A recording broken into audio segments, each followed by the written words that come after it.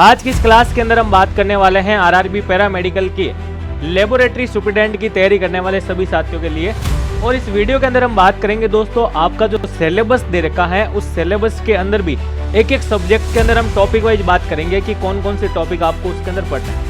तो बिल्कुल अपन एक छोटी सी वीडियो के माध्यम से इस सिलेबस को कवर अप करेंगे और यहाँ पे लास्ट में ये भी बात करेंगे कि आपको क्या क्या पढ़ना है, क्या क्या नहीं पढ़ना है और किस प्रकार से आपको तैयारी करनी है। हाय एवरीवन, मैं राम सैनी एक बार फिर से आप सभी का सुदर्शन पैरामेडिकल के इस ऑनलाइन प्लेटफॉर्म पर हार्दिक स्वागत दोस्तों।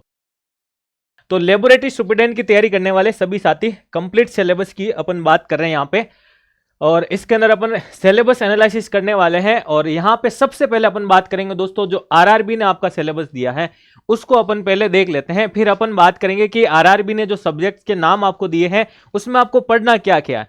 तो अपन बात करेंगे यहाँ पे, देखो ये आपका जो सिलेबस है दोस्तों, आरआरबी ने जो आपको सिलेबस दिया है जैसे laboratory superintendent according to RRB के बेसिस पर अपन बात करेंगे। सबसे पहले ही उन्होंने आपको दिया है दोस्तों फिजियोलॉजी के बारे में। किसके बारे में बताया? फिजियोलॉजी। अब देखो फिजियोलॉजी दिया यहाँ पे, तो आपको कंप्लीट फिजियोलॉजी जो हमारे बॉडी की है वो पढ़नी पड़ेगी। यहाँ पे हम बात करें कि सर फिजियोलॉजी में क्या किया जाता है, तो दोस्तों मैं आपको यही कहना चाहूंगा कि आप इस फिजियोलॉजी को बेसिक से स्टार्ट करें ताकि आपको धीरे धीरे सारे ही सिस्टम जो है इसके समझ में आ जाए। अब बेसिक से स्टार्ट कैसे करना है, तो सबसे पहले यहाँ पे आपके फिजियोलॉजी या एनाटॉमी जो आपका सब्जेक्ट है, जो आप एकेडमिक सेशन के अंदर पढ़ते भी हैं, तो उसमें एक बेसिक टर्मिनोलॉजी के माध्यम से इस सब्जेक्ट्स की पूरी पूरी ग्लोसरी देखो एक बार कि इस सब्जेक्ट्स के अंदर मुझे पढ़ना क्या क्या चाहिए। फिर आप एक बेसिक परफॉर्मा के आधार पर भी इसके सारे टॉपिक को पढ़ सकते हैं। जैसे हम बात करें, सबसे पहले आपने टर्मिनोलॉजी देख ली, कुछ एनाटॉमी संबंधित, फिजियोलॉजी संबंधित। फिर आप बात करें कि हमारे बॉडी का ऑर्गेनाइजेशन सिस्टम देख लिया, किस प्रकार से बॉडी का ऑर्गेनाइजेशन होता है।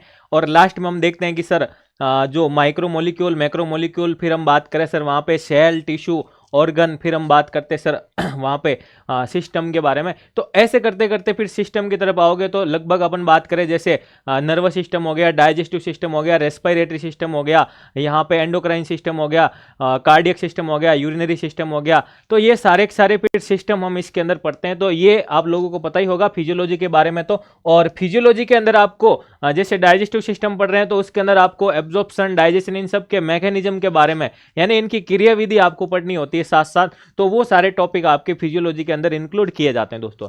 फिर आता देखो यहाँ पे आपके लेबोरेटरी सुपरिटेंडेंट के अंदर सोशियोलॉजी और साइकोलॉजी से संबंधित भी पार्ट दे रखा है। तो दोस्तों यहां से तो आपको सिंपल ही क्वेश्चन पूछे जाते हैं। साइकोलॉजी में भी आपको क्या करना है कि जो बायोलॉजिकल पार्ट्स हैं साइकोलॉजी के अंदर, ठीक है, या फिर हम बात करें लाइफ साइंस से रिलेटेड जो पार्ट है साइकोलॉजी के अंदर भी, आप साइकोलॉजी की ब्रांचेज के अंदर जाओगे तो आपको ये छोटा छोटा सा पार्ट मिलेगा वहां पे। तो वहां से क्वेश्चन जो पूछे जाते हैं तो जनरल पार्ट ही होता है, तो ये आपको पढ़ना होता है। सोशियोलॉजी के अंदर भी आपको बिल्कुल जो बेसिक इंफॉर्मेशन है इसकी वो पढ़नी होती है, क्योंकि यहां से जो क्वेश्चन पूछा जाता है कहीं ना कहीं हम बात करें कि हमारे लाइफ से या दैनिक जीवन से साइकोलॉजिकल यानी इन सब से क्या होता है, रिलेट होता है दोस्तों। तो वो क्वेश्चन आप कर लेंगे। यहाँ पे मैं जैसे बेसिक पढ़ाऊंगा भी उसके बारे में कि सोशियो साइको में क्या पढ़ना है। फिर हम बात करें, देखो आपकी दिया है बेसिक केमिस्ट्री दिया है, उसके साथ बायोकेमिस्ट्री दिया है, फिर आपके क्लिनिकल बायोकेमिस्ट्री। अब बेसिक केमिस्ट्री हम बात करें तो हम पढ़ते ही हैं, ठीक है। अब बेसिक केमिस्ट्री में आपके खूब सारे स्ट्रक्चरल दे दिए, सारे केमिकल स्ट्रक्चर के बारे में दे दिया, जैसे ब्लड पढ़ रहे हैं आप, ठीक है, कुछ बॉन्ड्स के बारे में दे दिया, कुछ ग्लूकोज आ गया, लैक्टोज आ गया, माल्टोज, तो वो सारे इनके स्ट्रक्चर से रिलेटेड जो पार्ट हैं वो आ गया। बायोकेमिस्ट्री के अंदर अपन बेसिक पढ़ते हैं जितने जितने न्यूट्रिएंट्स हैं उनकी बात कर लेते हैं, जैसे कार्बोहाइड्रेट हैं, कार्बोहाइड्रेट में भी आप बात करो सर इसका हम इंट्रो पढ़ते हैं, इसका फंक्शन पढ़ते हैं, फिर इसका क्लासिफिकेशन पढ़ते हैं, फिर हम इसका मेटाबॉलिज्म पढ़ते हैं, फिर हम बात करें सर डाइजेशन पे आगे, एब्जॉर्प्शन पे आगे, एसिमिलेशन पे आगे, फिर इसके हम बात करते हैं सर खूब सारे डिजीज आ जाते हैं इसके और खूब सारे इन्वेस्टिगेशन आ जाती है। डायबिटीज मेलाइटस ले लिया, जीटीटी के बारे में ले लिया, ठीक है, जो ग्लूकोज टॉलरेंस टेस्ट है, ये सारी चीजें आपके इसमें आ जाती हैं, HbA1c वगैरह। तो ये कार्बोहाइड्रेट भी अपने आप में बड़ा। वैसे ही आपके कार्बोहाइड्रेट्स के बाद हम बात करें, प्रोटीन ले लिया, प्रोटीन के फिर आपको पता ब्रेकडाउन से एमिनो एसिड बनता है, तो वो भी आपके सिलेबस में इनसे रिलेटेड क्लिनिकली बायोकेमिस्ट्री का पार्ट दिया, तो इनसे रिलेटेड आपको डिजीज भी पूछा जा सकता है, समझ गया, इनसे रिलेटेड आपका डिजीज और इनसे रिलेटेड आपके डायग्नोसिस। तो metabolic disorder of amino acid के जो मेटाबॉलिक डिसऑर्डर है वो भी पूछा जा सकता है। प्रोटीन के डिसऑर्डर हैं वो भी पूछे जा सकते हैं। लिपिड आगे, लिपिड के अंदर फिर आपसे लिपिड का एंड्रो फंक्शन, क्लासिफिकेशन, फिर इसका डाइजेशन, एब्जॉर्प्शन, मेटाबॉलिज्म, ठीक है, कीटोन बॉडी क्या होती है, कोलेस्ट्रॉल क्या होता है, टेस्ट क्या करवाया, एचडीएल, एलडीएल, वीडीआर, ये सारी चीजें आपको पता होगी आपके सिलेबस, तो ये सारी चीजें पढ़नी होती है। फिर न्यूक्लिक एसिड में आ गए, केएफटी में आ गए, एलएफटी में आ गए, कार्डिक प्रोफाइल टेस्ट आ गई, पेनक्रियाटिक टेस्ट आ गया, गैस्ट्रिक फंक्शन टेस्ट आ गए, ब्लड से रिलेटेड जो केमिस्ट्री वो आ गई आपके, रेडियो इम्यूनिशन ऐसे आ गया, एलआईसी आ गया, ये सारी चीजें हम इसके अंदर दोस्तों पढ़ते हैं। ठीक है, तो ये बायोकेमिस्ट्री और क्लिनिकल बायोकेमिस्ट्री के अंदर आपके पढ़ना होता है। अब देखो दोस्तों, दो चीज जो आरआरबी ने दी है ना आपको यहाँ पे, जनरल मैथोलॉजी और फिजिक्स का पार्ट, तो ये कहीं ना कहीं देखो यहाँ पे गलती से आ गया। बाकी आपके ये पार्ट बी का सेक्शन है जो फिजिक्स के बारे में हम पढ़ते हैं, समझ गए आप। जनरल साइंस के अंदर आपकी फिजिक्स जो है वो वहीं पे भी पढ़ी जाती है। मैथोलॉजी का पार्ट भी इन्होंने पर्टिकुलर मैथोलॉजी कुछ दी नहीं कि किससे रिलेटेड, तो ये जनरल वाले पोर्शन में आपके वहां पे आ जाएगा। फिर अपन बात करें देखो हिस्टोपैथोलॉजी और साइटोलॉजी, जो पैथोलॉजी का पार्ट आ जाता है अपन, तो यहाँ पे अपन बात करेंगे दोस्तों हिस्टोपैथोलॉजी के अंदर, और अपने इसमें बात कर लेते हैं साइटोलॉजी के अंदर जो टेक्निक्स अपन यूज करते हैं वहां पे, वो सारी चीजें जो है हमें इसके अंदर जो पढ़नी होती है। अब हिस्टोपैथोलॉजी के अंदर टिश्यू से रिलेटेड सारी चीजें।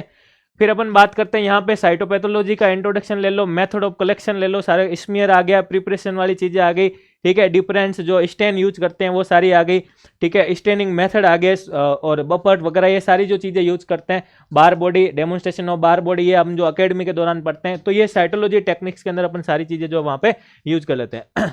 फिर आता आपके दोस्तों क्लिनिकल पैथोलॉजी का जो पार्ट दिया आपके, क्लिनिकल पैथोलॉजी का जो पार्ट दिया। अब क्लिनिकल पैथोलॉजी है तो इसके अंदर जो आपके इन्वेस्टिगेशन का पार्ट आ जाता है उसके बारे में पढ़ते हैं।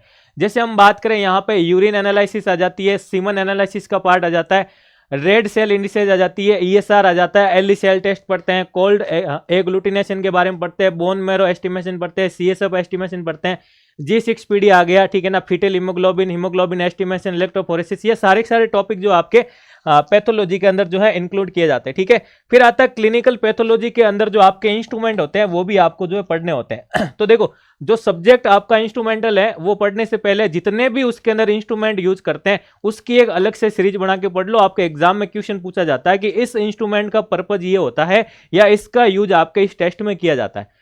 तो मेरे हिसाब से कहीं ना कहीं बेसिक अगर आप पहले ग्लोसरी वे में पढ़ोगे तो आपको थोड़ी भी फिर इजी लगेगी। जैसे हम बात करें, खूब सारा स्टेन आ गए आपके, बफर सॉल्यूशन आ गए आपके, ठीक है ना, तो इन चीजों को आप एक छोटा सा सेगमेंट अलग बना के पढ़ेंगे ना कहीं तो आपको इजी वे भी लगेगा। फिर आती है आपके बेसिक हिमेटोलॉजी।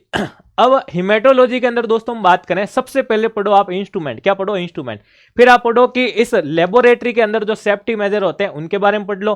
फिर हम बात करें ऑटोमेशन आ गया, क्वालिटी कंट्रोल आ गया, यहाँ पे भी अपन जो वेरियस स्टेन यूज करते हैं, buffer solution, collection of blood samples, anticoagulants हैं, वैक्यूटेनर हैं, ठीक है। फिर आपके ब्लड सेल्स काउंटिंग वाला पार्ट आ गया, जैसे WBC, RBC, प्लेटलेट्स काउंटिंग का जो मेथड है, ठीक है। मॉर्फोलॉजी आ गई आपके, blood cells related, morphology of RBC, morphology of WBC, morphology of platelets, ये सारी चीजें, ठीक है। और कुछ जो इन्वेस्टिगेशन वाले पार्ट जो हम CP में पढ़ते हैं वो भी आपके हिमेटो के सिलेबस में दे रखे, ये सारी चीजें आ जाती है।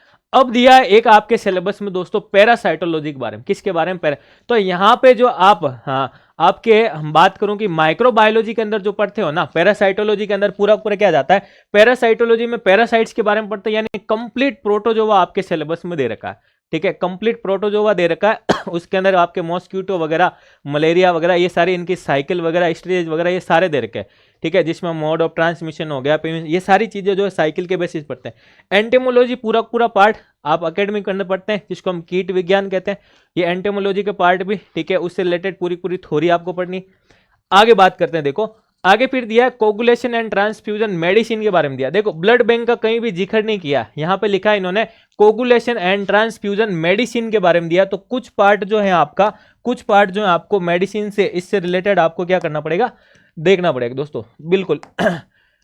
आगे बात करते हैं, देखो इम्यूनोहिमेटोलॉजी का पोर्शन आपके दे रखा है, ठीक है ना, जो जैसे कि हम बात करें BSc MLT का रखी है किसी ने, सबने आप लोगों ने जो लैब सुपरिटेंडेंट का फॉर्म पर रखा है तो उनको पता होगा। इम्यूनोहिमेटोलॉजी के अंदर आपके इम्यून सिस्टम और हिमेटोलॉजी के जो रिगार्डिंग जो आपके टेस्ट होते हैं, जिसके अंदर हम पढ़ते हैं, जैसे इसका इंट्रोडक्शन आ गया दोस्तों, एंटीजन एंटीबॉडी रिएक्शन, एलाइसा पढ़ लिया, RIA पढ़ लिया, ठीक है ना, और IFA पढ़ लिया, PCR पढ़ लिया, हाइपर सेंसिटिविटी, ये सारी चीज़ें अपन इसके अंदर इंक्लूड कर लेते हैं। ठीक है, PTINR, वायरोलॉजी, ठीक है ना, वायरोलॉजी जितने भी वायरस हैं, ठीक है, उनके बारे में अपन पढ़ते हैं, ये सारे के सारे।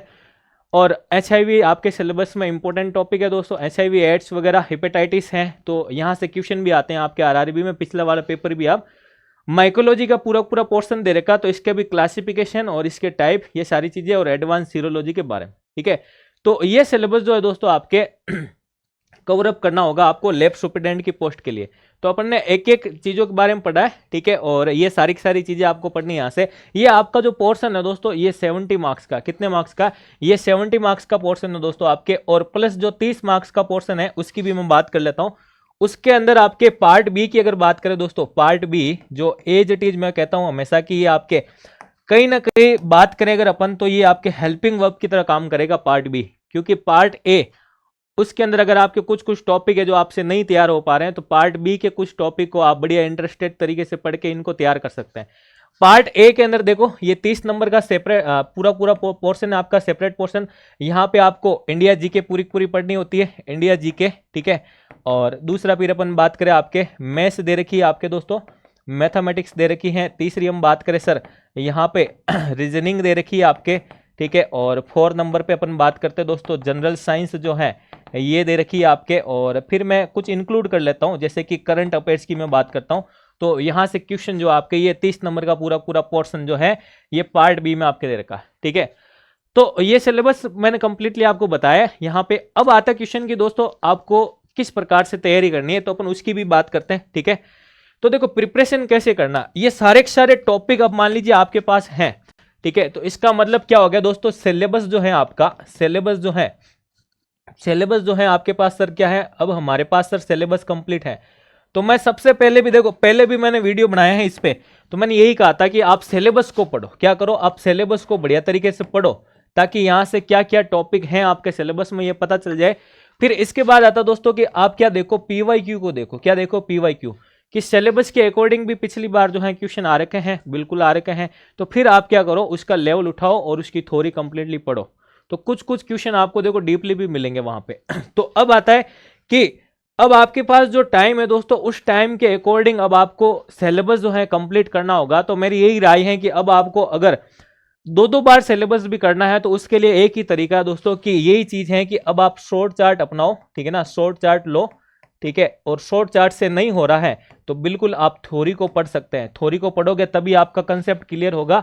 फिर आप पर्टिकुलर MCQs लगाई हैं, और ये सारी चीजें होने के बाद दोस्तों लास्ट में यही चीज आती है कि आप बढ़िया से एक टेस्ट सीरीज ज्वाइन कीजिए और उसके अंदर टेस्ट दीजिए, ताकि आप जो पढ़ रहे हैं वो चीजें कहीं ना कहीं जो है आपकी कितनी क्लियर हो रही है, तो उसके रिजल्ट के बेसिस पे आप अपनी तैयारी कर सकते हैं। कि कम नंबर आ रहे हैं तो और आपको तैयारी करनी है, ठीक है ना, बढ़िया आ रहे हैं। और फिर सबसे बड़ी बात आती है दोस्तों यहाँ पे कि इस शॉर्ट चार्ट और थ्योरी के बेसिस पर भी आपको इस प्रकार से पढ़ना है, ताकि आप जो है नेगेटिव मार्किंग से बच सके। समझिए, आप नेगेटिव मार्किंग का भी आपको क्या करना होगा, यहाँ पे ध्यान रखना होगा। तो इतने बढ़िया तरीके से आपको ये सारी चीजें हैं जो दोस्तों तैयार करनी पड़ेगी दोस्तों, ठीक है।